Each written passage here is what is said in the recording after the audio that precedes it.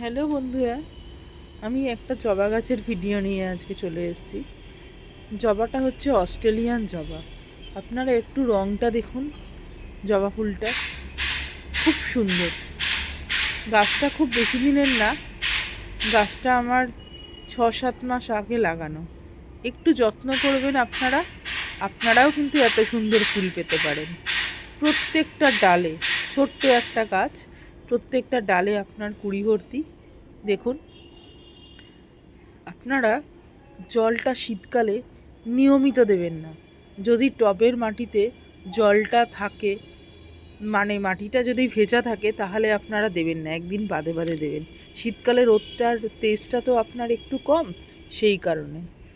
আর vermi কম্পোস্টটা দেবেন মাসে একবার, আর তার সঙ্গে দেবেন হচ্ছে সুফলা, আর মাঝে মাঝে মিক্স যে খাবারটা আছে সেটা দেবেন। তাহলে আপনারাও এত সুন্দর ফুল পাবেন। হ্যালো বন্ধুরা, আমার ধন্যবাদ দেওয়া উচিত ফেসবুকের কর্তৃপক্ষকেও, কারণ ফেসবুকের জন্যই আমি আপনাদের সামনে ভিডিওটা তুলে ধরতে পারলাম। আর আপনারাও দেখতে পারলেন আমার ছাদ বাগানে কীরকম সুন্দর একটা ফুল ফুটেছে। আপনারাও একটু চেষ্টা করবেন, আপনারাও আপনাদের গাছে এরকম ফুল।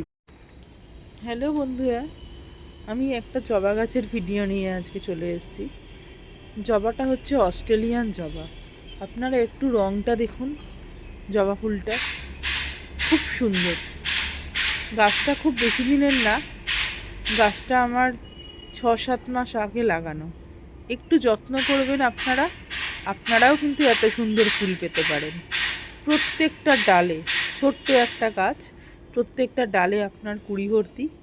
দেখুন, আপনারা জলটা শীতকালে নিয়মিত দেবেন না। যদি টবের মাটিতে জলটা থাকে, মানে মাটিটা যদি ভেজা থাকে, তাহলে আপনারা দেবেন না, একদিন বাদে বাদে দেবেন। শীতকালে রোদটার তেজটা তো আপনার একটু কম, সেই কারণে। আর ভার্মি কম্পোস্টটা দেবেন মাসে একবার, আর তার সঙ্গে দেবেন হচ্ছে সুফলা, আর মাঝে মাঝে মিক্স যে খাবারটা আছে সেটা দেবেন। তাহলে আপনারাও এত সুন্দর ফুল পাবেন।